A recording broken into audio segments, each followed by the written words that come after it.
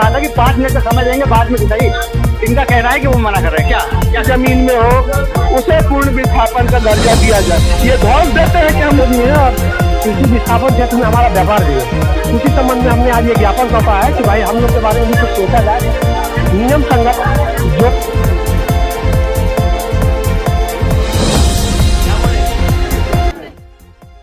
सोमवार सुबह मोरवा के सरकारी एवं वन्य भूमि पर बसे सैकड़ों महिला एवं पुरुष अपनी मांग पत्र को लेकर एनसीएल मुख्यालय पहुंचे, परंतु कुछ चुनिंदा लोगों को अंदर वार्ता के लिए बुलाकर अन्य को गेट पर ही रोक दिया गया। इससे नाराज लोगों ने एनसीएल मुख्यालय गेट पर ही प्रदर्शन शुरू कर दिया। इसी बीच मीडिया के पहुंचते ही एनसीएल सिक्योरिटी ने मामला बिगड़ता देख सभी को अंदर आने दिया, जिसके बाद सभी अपना मांग पत्र देने पुनर्स्थापना सेल पहुंचे, जहां पर दोबारा उन्हें रोक दिया गया। लोगों का आरोप था कि मुख्यालय पर पुनर्स्थापना सेल लोगों की समस्याएं सुनने के लिए बनाया गया है, परंतु अब वहां उनकी मांग पत्र भी नहीं लिया जा रहा। इसी बीच पुनर्स्थापना सेल में जीएम निरंजन सिन्हा ने मीडिया से बात करने से भी मना कर दिया। इसके बाद मामला बिगड़ता देख वह कुछ महिलाओं को लेकर सीएमडी बी साईराम से मिलने पहुंचे। इधर कुछ किराएदार भी अपनी मांगों को लेकर एनसीएल मुख्यालय पहुंचे थे। उन्होंने बताया कि वह लंबे समय से मोरवा में किराए के मकान में रहकर अपनी आजीविका चलाते हैं, परंतु अब उन्हें सिरे से नकारा जा रहा है, जिसके चलते उनकी रोजी रोटी समेत उनके छत पर भी विस्थापन के काले बादल मंडराने लगे। उनकी मांग पत्र को लेकर इस पर विचार करने का आश्वासन दिया गया। इधर लोगों का आक्रोश देखकर एनसीएल सीएमडी बी साईराम ने बाहर आए। उन्होंने लोगों को बताया क्योंकि एनसीएल एक सरकारी कंपनी है, इसलिए उनकी सीमाएं निर्धारित हैं। उन्होंने सरकारी जमीनों पर मुआवजे को लेकर लोगों को जिला कलेक्टर से मिलने की सलाह भी दी। उन्होंने कहा क्योंकि जिला कलेक्टर के पास राजस्व विभाग समेत अन्य सभी विभाग हैं, अतः उनके पास जाने से शायद कोई रास्ता निकल आए। हालांकि स्थानीय लोगों का कहना था कि जिस प्रकार पूर्व की भांति विस्थापन हुआ है, इस बार भी मोरवा का भी विस्थापन इसी प्रकार हो। इसके लिए एनसीएल प्रबंधन ही जिला अधिकारी से बात कर रास्ता निकाले। फिलहाल पहली बार सामने आए सीएमडी के आश्वासन से लोगों में चर्चा के उपरांत आगे का निर्णय लेने का फैसला लिया है। नमस्कार। मोरवा का विस्थापन यहाँ के लोगों के लिए अब नासूर बनता जा रहा है। साल भर से ऊपर धारा 9 लगे हो गया, मगर अभी तक यहाँ के लोगों को पता नहीं है कि उन्हें क्या मिलेगा और कहाँ बसाया जाएगा। एक ही बात चल रही है, नापी करवा लीजिए। क्यों करवाएं ये भी कोई बताने को तैयार नहीं कि हम क्या देंगे, किसको कितना देंगे। अभी जो बुकलेट जारी की गई थी, इसमें एक बहुत बड़ा गोलमाल देखने को मिला, क्योंकि जिस प्रकार पूर्व में सभी संगठनों से बात की गई थी, इसमें सरकारी भूमि पर बसे लोगों को, एग्रीमेंट पर वन भूमि पर बसे लोगों पर किसी को भी उन्हें विस्थापित ना मानते हुए इनके बहुत सारे हितों को मारा गया है। इसे लेकर स्थानीय लोगों में हमेशा से रोष रहा है और लगातार एनसीएल मुख्यालय पे लोग अपनी मांगों को लेकर के, अपने ज्ञापन को लेकर के, अपना मांग पत्र लेकर के यहाँ सौंपने आ रहे हैं। आज पता ये चल रहा है, सोमवार सुबह जब यहाँ सैकड़ों की तादाद में महिलाएं पुरुष सब अपने अपने ज्ञापन लेकर के आए, अपना मांग पत्र लेके आए, इन्हें अंदर नहीं जाने दिया जा रहा है, ना ही इन्हें उनका मांग पत्र लिया जा रहा है। इसे लेकर के यहाँ के लोग आक्रोशित हो गए हैं। हम कुछ लोगों से मिलेंगे, जानेंगे क्या है उनकी मांगे। क्या शुभ नाम है आपका? करुणा देवी विश्वकर्मा। यहाँ आने का आपका मुख्य कारण क्या रहा? विस्थापन। क्या समस्या आ रही है अब आपको? समस्या आ रही है, आज हम 20 दिन से हम लोग दौड़ रहे हैं, पत्रक जमा कर रहे हैं, लेकिन एनसीएल वालों को आज देख लीजिए इतना डर हो गया कि हम लोग का पत्रक लेने के लिए गेट बंद करा दिया। तो कितने दिन गेट बंद कराएगा? कितने दिन? जितने गेट बंद कराएगा हम लोग उतने ही आएंगे और उतने ही आंदोलन। अब तो आंदोलन नहीं कर रहे हैं, लेकिन अब आंदोलन की घड़ी आएगी। गेट तोड़ देंगे और हम अपना अधिकार लेके रहेंगे, चाहे सीएमडी आए चाहे जो भी आए। अभी सीएमडी हम लोग का कोई जवाब नहीं दे रहा है, लेकिन अब हम लोग अभी जाके अंदर दरवाजा तोड़ के जा रहे हैं सीएमडी से मिलने। इसमें चाहे प्रशासन आए चाहे कुछ भी आए, हम लोग डरने वाले में से नहीं। देखिए, जो चीजें शांतिपूर्वक समाप्त हो सकती थी, अगर वो ज्ञापन ले लिए होते, यहाँ से अंदर कम से कम आरएनआर विभाग में पहुंच जाता, तो लोगों की जो मंशा थी वो पूरी हो जाती। मगर कहीं ना कहीं एनसीएल ये चाह रहा है कि यहाँ के लोग उग्र हों और अपनी मांगों को लेकर के लड़ने को उतार हो जाए। क्या शुभ नाम है आपका? मेरा नाम शिवानी शाह है। कहाँ रहती हैं आप? मेढौली से आए हैं, 9 नंबर वार्ड से। आपका निजी मकान है कि सरकारी भूमि बने हुआ है कि नहीं, हमारा सरकारी भूमि पे बना हुआ है। और हम अपने विस्थापन के लिए आए हुए हैं यहाँ पे। जो रखा गया है मांग 5 लाख रुपए, किससे पूछ के सौदा किए हैं 5 लाख रुपए देने के लिए? 5 लाख की बात कहाँ से आ गई? निरंजन सर बोले हैं कि हम लोग तय कर लिए हैं, आप लोग को सिर्फ 5 लाख रुपए दिया जाएगा। किनसे कहा गया ये हम लोग जब मीटिंग में गए थे, रंजीत शर्मा, करुणा देवी विश्वकर्मा और हम भी थे, तो बताया गया कि हम लोग तय कर लिए हैं 5 लाख रुपए दिया जाएगा, इसके अलावा कुछ नहीं दिया जाएगा। किसी को अपना घरौंदा बनाने में सालों लग जाता है। यहाँ जो लोग हैं मध्यम वर्गीय परिवार से हैं और एक मकान बनाने में एक आदमी की गाढ़ी कमाई लग जाती है और उन्हें दिया क्या जा रहा है? मात्र 5 लाख। ये पूरी तरह से सिंगूर बनाने पे आमादा है एनसीएल प्रबंधन। क्या कहना चाहेंगे? क्या नाम है आपका? सुनैना यादव। आप कहाँ रहती हैं? वार्ड नंबर 4 के। आपका भी सरकारी आवास में मकान बना हुआ? जी सरकारी में सर। आपका मांग पत्र लिया गया कि नहीं? जी लिया गया है। ले लिया गया? नहीं। फिर आप अभी यहाँ पे खड़ी हैं, आप घर नहीं गए? जी हम लोग को जो मांग है वो हम लोग को नहीं मिल रहा है सर, इसलिए जो पट्टे वालों को चाहिए वो हम लोग को चाहिए, और पट्टे वालों को ज़मीन को मिलेगा, हम लोग को ज़मीन को नहीं चाहिए सर। जो उनको मुआवजा दिया जाए वही चीज़ हमको मिला जाए। हमारे साथ यहाँ पर पत्रकार कालिका गुप्ता जी भी हैं, जो एनसीएल के लोगों से, एनसीएल के सीएमडी डायरेक्टर पूर्व से जितने भी रहे हो चाहे वर्तमान में हो, सभी से बखूबी वाकिफ है। हम इनसे जानेंगे क्या एनसीएल का जो रवैया है ये उचित है कि नहीं। इधर आइए, सामने देखिए। एनसीएल प्रबंधन जब व्यवस्था किया है कि आवेदन हर व्यक्ति का लिया जाएगा, हर नागरिक का लिया जाएगा, और एनसीएल की मंशा जो है स्पष्ट नहीं हो पा रही है कि विस्थापन किस तरह से कैसे कराया जाएगा। ये अपनी मंशा स्पष्ट अगर कर दे तो जनमानस अपने घर में बैठे रहे। ये तो आमंत्रण दे रहे हैं कि आओ मेरे दरवाजे पे बैठो। अगर मंशा अगर स्पष्ट होता तो इनका साफ होता, बताते। और जितने भी इन्होंने विस्थापन किया है, कहना नहीं चाहिए हमको, किसी महानगर के मलिन बस्ती से भी बदतर है। आप चाहे देख लो, चंदरपुर देख लो, कोरावल देख लो, जैंत देख लो, कोटनगर है उसको देख लो, आल देख लो। गोरबी में जो दिया था पूरा मरघट में दिया था, कोई लेने वाला नहीं मिला मुहे का। तो इनकी पहले नीति स्पष्ट हो। ये बेचारे गरीब आए हैं केवल अपना आवेदन देने, आवेदन अगर ले लेते तो मामले नहीं बढ़ता। ये खुद मामला बढ़ाना चाहते हैं, विवाद कराना चाहते हैं और कुछ नहीं है। आप देख सकते हैं कि एनसीएल मुख्यालय का गेट यहाँ बंद कर दिया गया है, सिक्योरिटी गार्ड को बैठा दिया गया है। हम आएंगे, जानेंगे सिक्योरिटी गार्ड से भी कि क्या क्या समस्या आ रही है, क्यों वो लोगों का ज्ञापन नहीं ले रहे हैं। यहाँ देख सकते हैं कि सैकड़ों की तादाद में लोग जमा हैं और यहाँ गार्ड से निमंत्रण कर रहे हैं। देख सकते हैं कि गेट बंद करके ना भाई साहब इधर आइए। क्या शुभ नाम है आपका? हरके सिंह। किस सिक्योरिटी के अंतर्गत कार्य कर रहे हैं? मैं देवेंद्र यादव सिक्योरिटी के अंदर। देवेंद्र यादव। एक सेकंड शांत रहिए, एक सेकंड शांत रहिए। क्या समस्या आ रही है कि इन लोग का जो ज्ञापन है, जो मांग पत्र है, वो एक एक करके नहीं ले लिया नहीं, अभी इनका लीडर गए अंदर और डीएम साहब से बात करने के लिए, मैंने बात करके तब आएंगे वो गेट पे।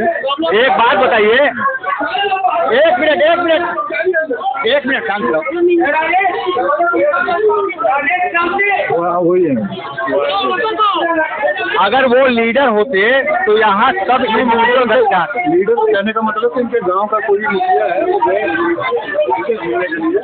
अब हम और भी लोगों से जानेंगे। देखिए, हम लोग के पहुंचते ही कई लोगों को अंदर यहाँ जाने दिया जा रहा है। सब अपने मांग पत्र को लेकर के यहाँ पहुंच रहे हैं। हम चाहेंगे राजकिशोर पांडे जी से कि आप भी आएं और देखें, समझें कि क्या पूरा मुद्दा है, क्या कारण है। यहाँ सैकड़ों की तादाद में लोग जमा हुए हैं। यहाँ हम देख रहे हैं कि रंजीत भी यहाँ मौजूद है। पिछले हफ्ता भर से ये यहाँ मांगों को उठा रहे हैं।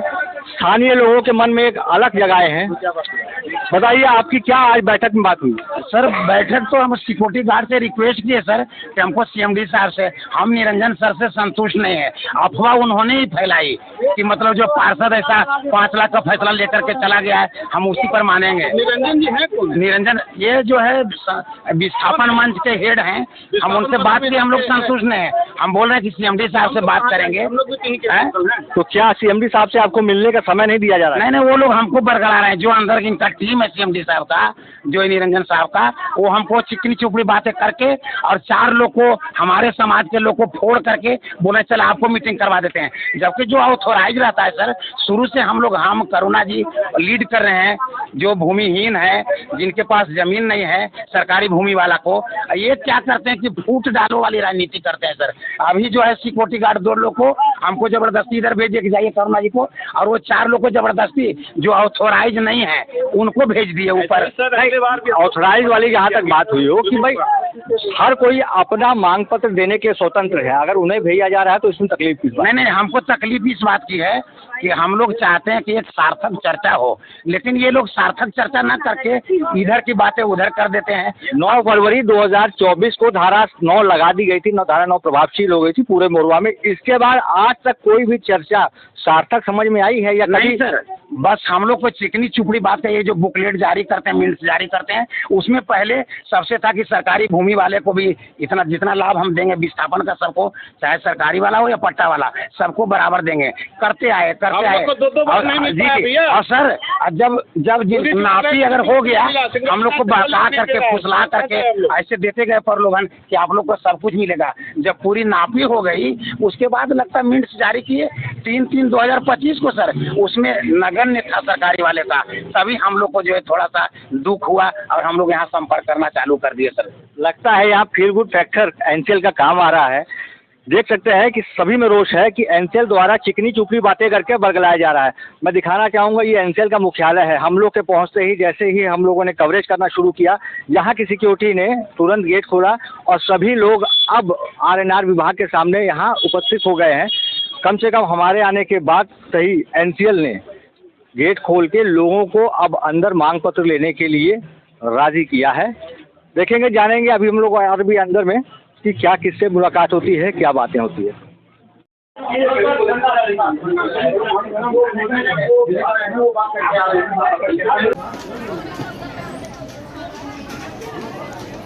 क्या बोले? आइए आप आइए। देख सकते हैं कि हम एनसीएल मुख्यालय में मौजूद हैं। यहाँ सिंगरौली पुनर्स्थापना सेल बना है। हमने यहाँ चाहा कि निरंजन साहब से बात करके इस पूरे प्रकरण को जाना जाए, समझा जाए।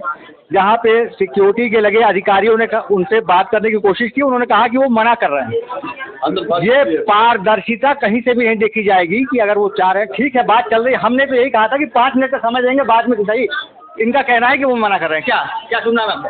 बात कर रहे हैं अभी, बात ठीक है। आप तो पूछ के आए उनसे। हाँ ठीक है, आ जाने दीजिए उनको। अभी आपके आदमी गए हुए हैं 4-5 आदमी। हमारे आदमी नहीं है वो, जो यहाँ सिंगरौली में आप भी रह रहे हैं वो भी रह रहे हैं। मैं बता रहा हूँ क्या है, ये चाहते हैं कि वो लोग ऑथोराइज नहीं थे, जबकि शुरू से हम लोग बोल दिए कि हम लोग लीड कर रहे हैं। सभी लोग सब वार्ड से 1-1, 2-2 वरिष्ठ हैं। ये क्या किए कि 5 लोग को बुला करके जबरदस्ती लाए और उन लोग को जबरदस्ती घुसा दिए। जबकि मना कर रहा हूँ, हमारे जो हेड है, जो लीड कर रही है शुरू से, वो करुणा देवी हैं। अब बता रहे हैं, सुनिए हमारी बात। नहीं अंदर है, लेकिन उन लोग को जबरदस्ती आप घुसा दिए।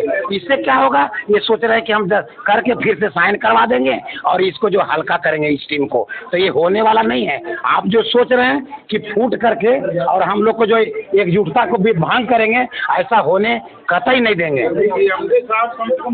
ये जो सिंगरौली पुनर्स्थापना सेल बनाया गया था, इसको बनाने का मुख्य कारण यही था कि विस्थापन से संबंधित सारी कार्रवाई यहाँ होंगी। अगर 50 या 100 के 1 सैकड़ा लोग भी आते और एक एक करके आके अपनी मांग पत्र रख के चले जाते, तो भी ये चीजें आराम से की जा सकती थी।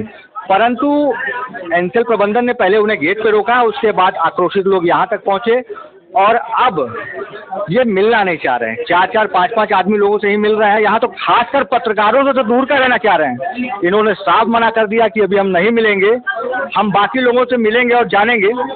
क्योंकि ये चीज़ें तो हमें पहले से ही पता है कि एनसीएल प्रबंधन कभी इस चीज़ को लेकर के मानेगा नहीं। एनसीएल प्रबंधन कभी नहीं चाहता है कि हम इस चीज़ में पारदर्शिता रखें। अगर वो पारदर्शिता रखता तो लोकसभा, राज्यसभा और कोर्ट की कार्रवाई के तरह ये भी सारी चीज़ों को लेकर चीज़ों को सार्वजनिक करते। मगर निरंजन साहब खुद नहीं मिलना चाहते हैं। हमारे साथ वरिष्ठ पत्रकार रामेश सिंह जी हैं, जिनसे हम जानेंगे।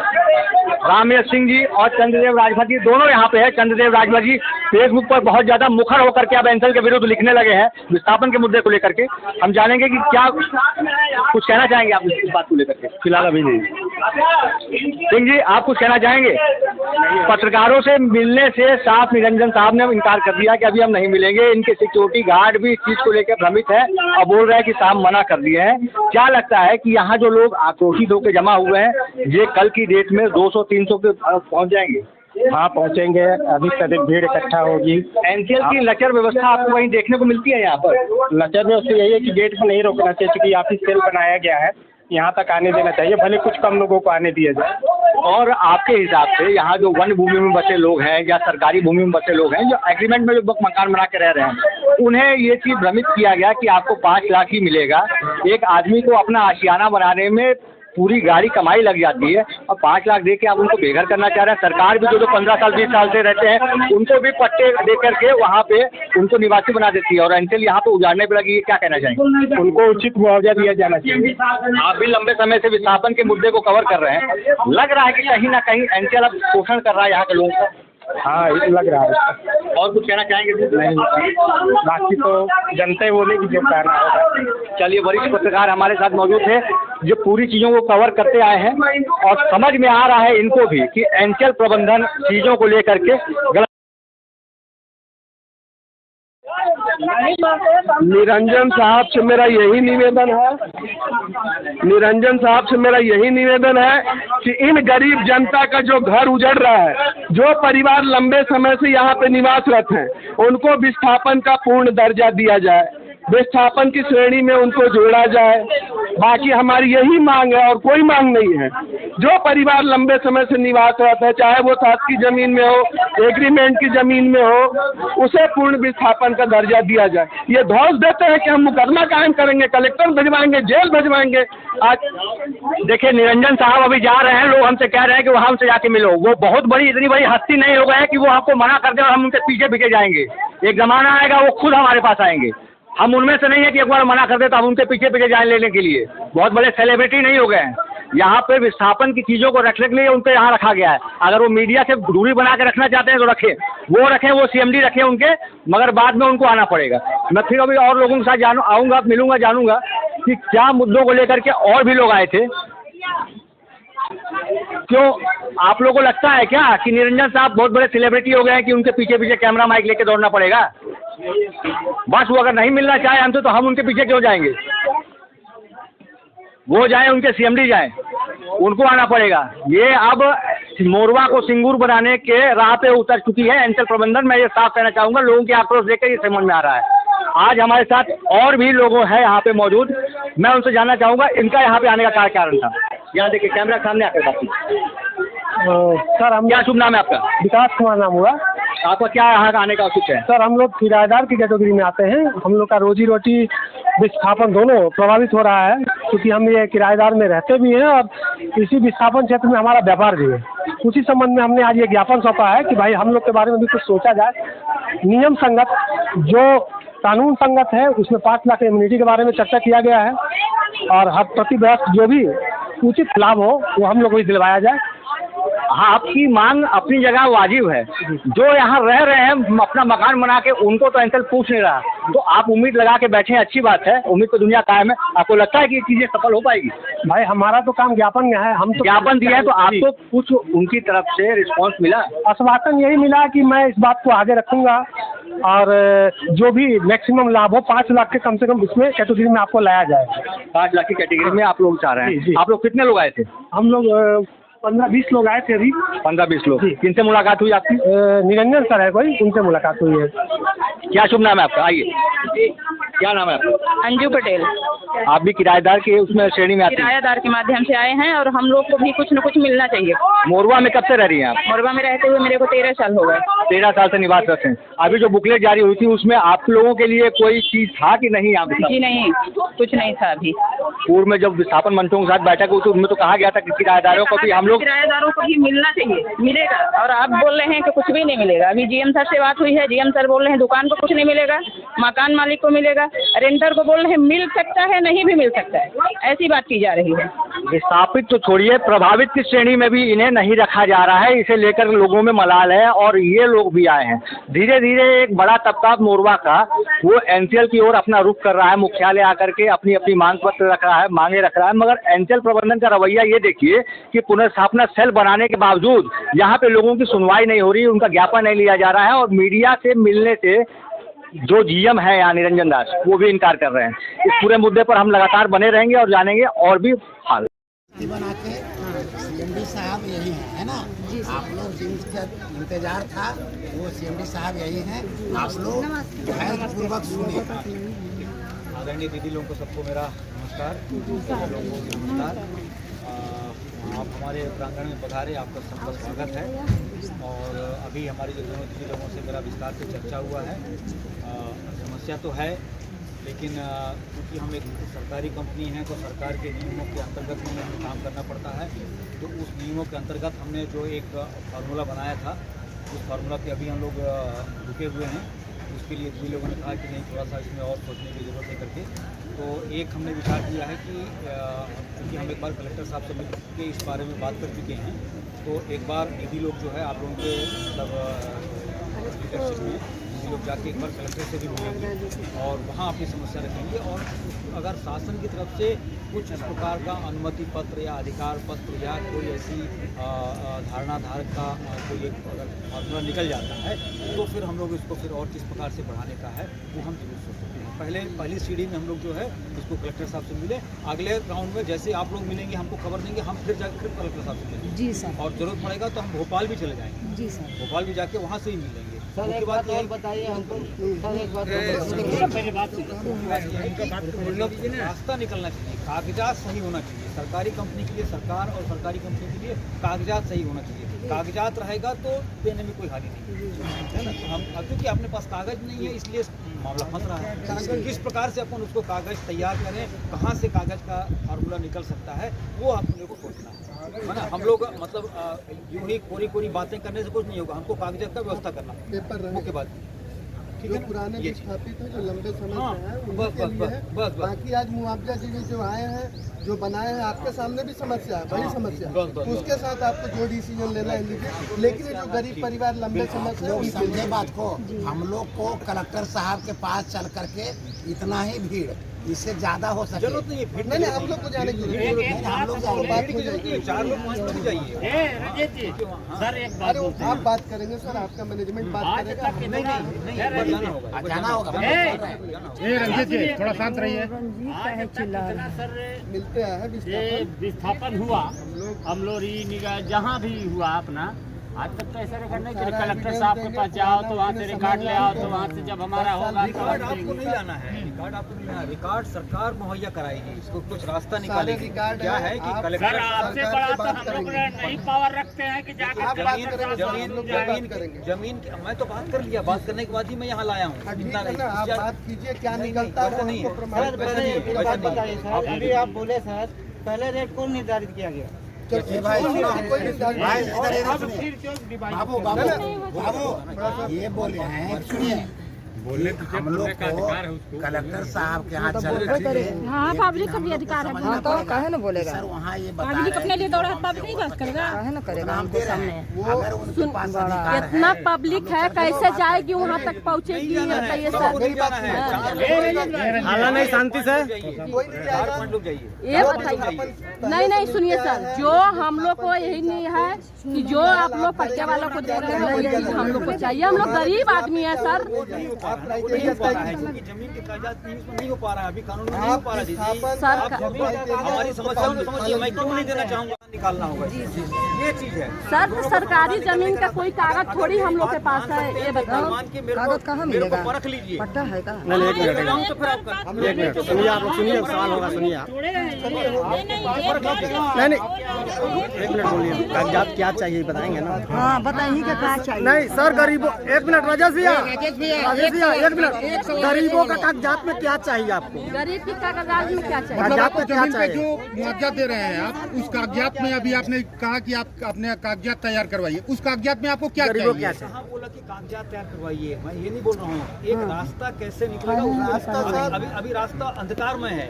वो जब बात करेंगे तो बातें आगे बढ़ेंगी तो रास्ता निकलेगा, उनके पास भी कुछ होगा।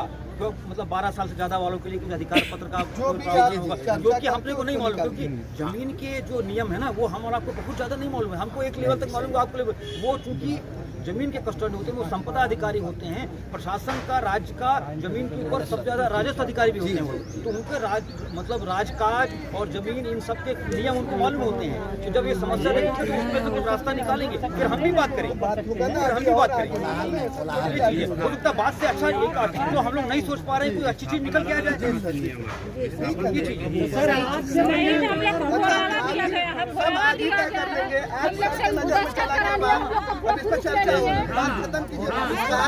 और इसको एक हफ्ते के अंदर कर भी लेना है, समय ज़्यादा नहीं करना है। आज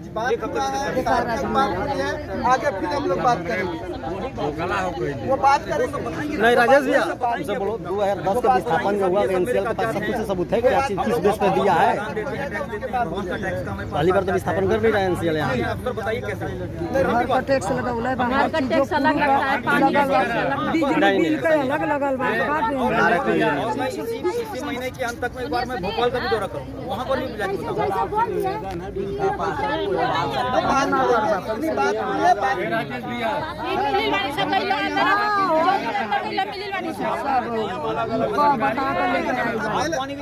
वो बात करेंगे सर, फिर हम लोगों के पास बात आएगी, आप उससे बात करने की क्या हो रहा है, हम लोग कहाँ जाएं?